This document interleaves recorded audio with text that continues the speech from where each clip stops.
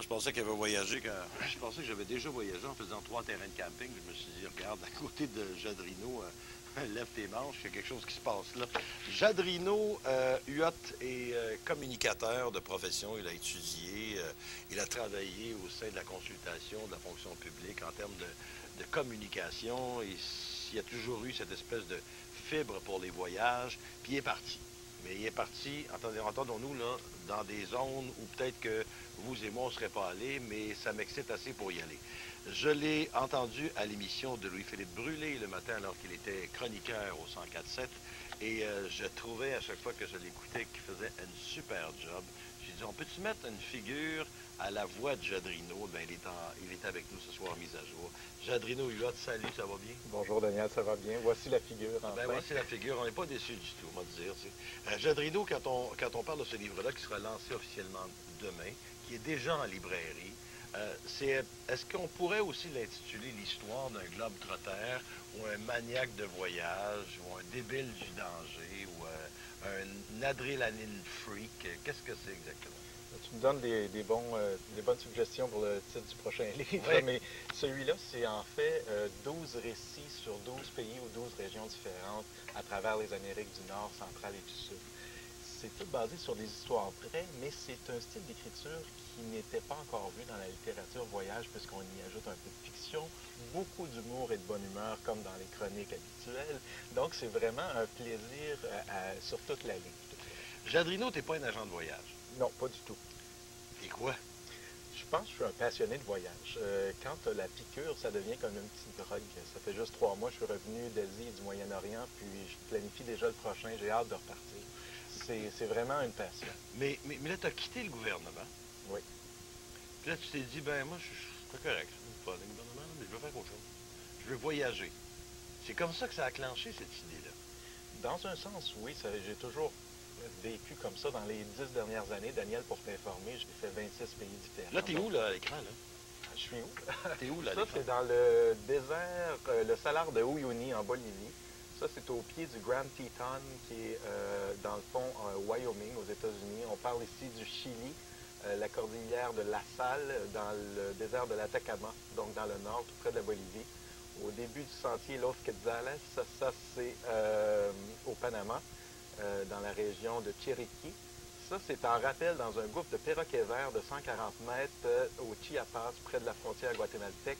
Et ça, c'est assez impressionnant. C'est la tortue géante des îles Galapagos.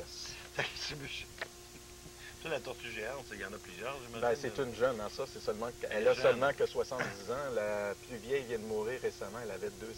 Alors, avis au chum qui va rencontrer cette tortue-là, sachez, mon ami, que dans 25 ans, la tortue va être pas mal plus grosse que ça. Mais tout aussi moins vite. C'est ça.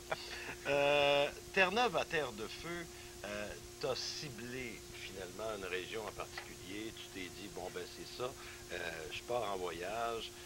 Est-ce que c'est le mystère qui t'a dirigé ou l'aventure? Parce que là, on te voit grimper, on te voit faire toutes sortes de choses. Tu cherchais quoi? Qu'est-ce qui te guidait? Ben, d'abord, je crois la culture, la rencontre des gens, des locaux. J'ai la chance de parler espagnol, donc pour moi, l'Amérique latine est comme une espèce d'automatisme, puisque je peux échanger avec les gens, parler de leurs us, leurs coutumes, et aussi savoir comment ils vivent au quotidien. C'est intéressant de s'attarder à ces choses-là pour grandir, pour connaître. Et je pense que j'ai une soif de culture et de connaissance qui est intarissable, donc ça m'a permis de faire ça. Ça paraît dans tes yeux, Jadrino, c'est incroyable.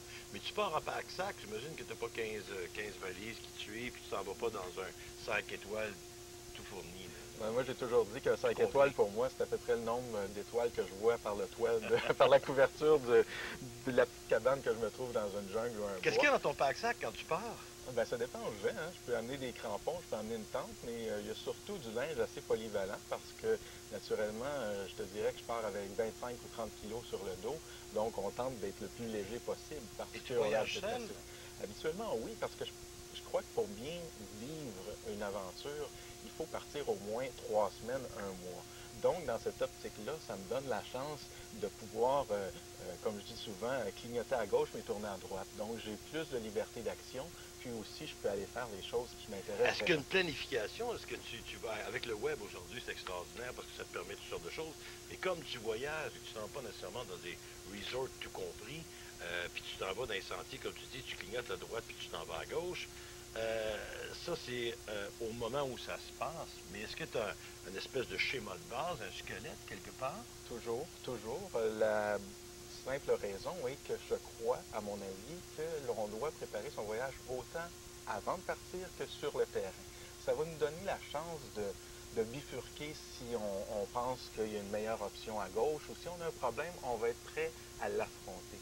Et la chose qui est intéressante, les gens vont souvent à un endroit en particulier, à un point précis, et juste une dizaine de kilomètres plus loin, il y a quelque chose d'unique. Et quand on fait ces recherches, ça nous permet justement de saisir toutes les opportunités pour jouir pleinement du pays qu'on visite. Le plus beau, le plus laid. Ça, c'est toujours la question difficile. Hein? Ben, le plus beau, pour moi, j'adore le Chili parce que tu as les déserts arides au nord. Il y a beaucoup d'histoires aussi dans ce secteur-là, au Chili. Oui. Et dans le sud, tu as les glaciers, les montagnes, des pics enneigés incroyables. Le plus laid... Mais sans dire le plus laid, le plus difficile, le moins accueillant, le moins drôle.